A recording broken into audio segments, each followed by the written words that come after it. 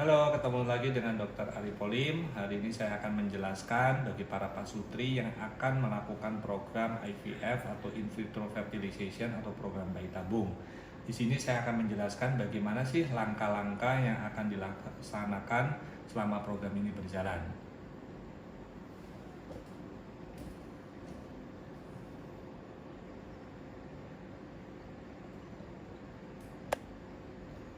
Nah, program ini akan kita mulai biasanya pada saat mens. Jadi para pasutri akan datang pada saat mens hari kedua ataupun hari ketiga. Nah, pada saat mens, dokter akan melakukan USG pertama kali untuk melihat daripada berapa jumlah folikel yang ada di dalam kedua ovarium atau indung telur daripada para ibu.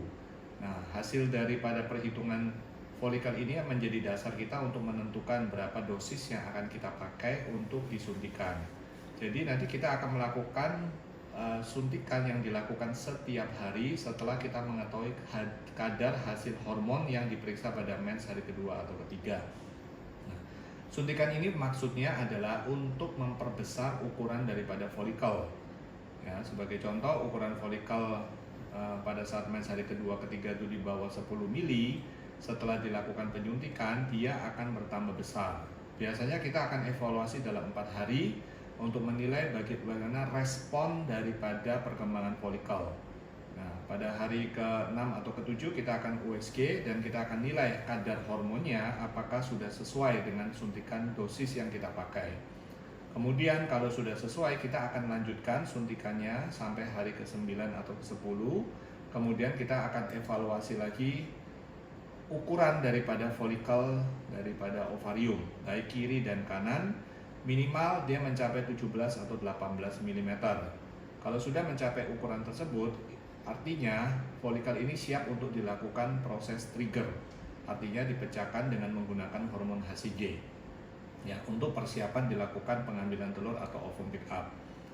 36 jam setelah dilakukan penyuntikan HCG, kita akan dilakukan prosedur ovum pick up.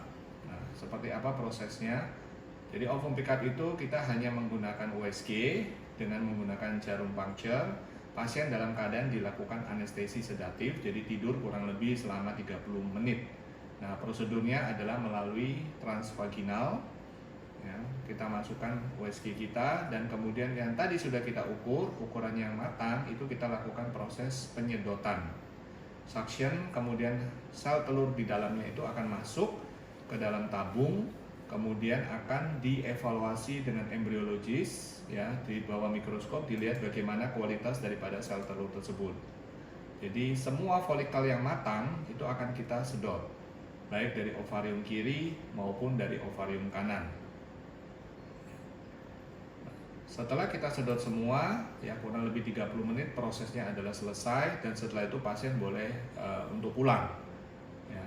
Nah, setelah hari yang sama kita akan mengambil juga sel sperma. Jadi sperma akan dipilih ya dari ratusan atau puluhan ribu bahkan jutaan sperma yang didapat itu akan dipilih dengan dilakukan metode washing terlebih dahulu.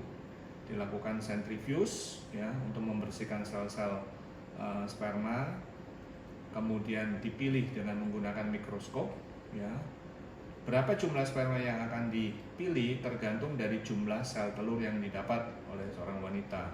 Satu sel sperma akan dilakukan proses namanya ICSI, intracytoplasmic sperm injection, yaitu disuntikin ke dalam satu sel telur. Jadi kalau wanita itu mempunyai minimal 10 sel telur, kita butuhkan adalah 10 sel sperma. Jadi pada proses IVF ini kita lakukan proses bantuan untuk membantu proses fertilisasi. Nah, setelah dilakukan proses fertilisasi, keesokan harinya kita bisa melihat perkembangan daripada embrio tersebut.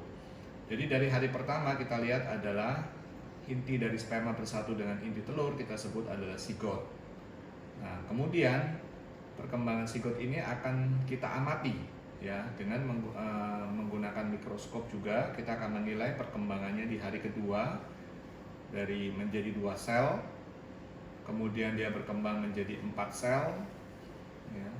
Kemudian dia berkembang menjadi 8 sel pada hari ketiga ya.